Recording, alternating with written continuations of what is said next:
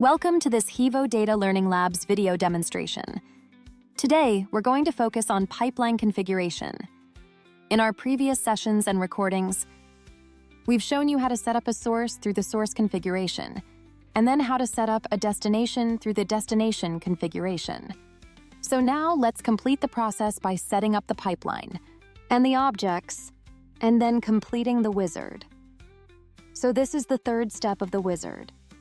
The first thing you do is give it a good name. I'm naming it Postgres to Snowflake, that's the source, to the destination. Let's add a prefix as well.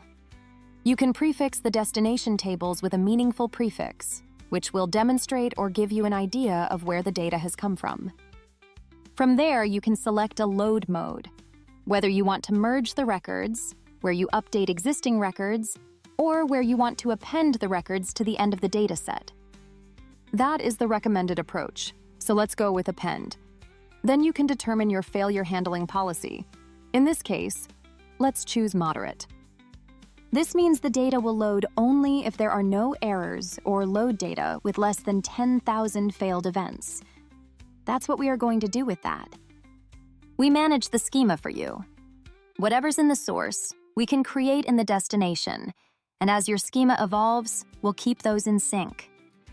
Let's now allow all changes.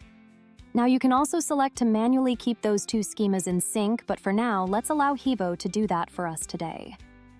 Then we have to select a replication type. In this case, let's first get all of the historical data, and then perform an incremental load after that.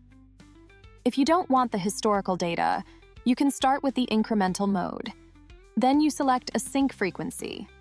In this case, let's run it every 30 minutes. And then click on sending an alert.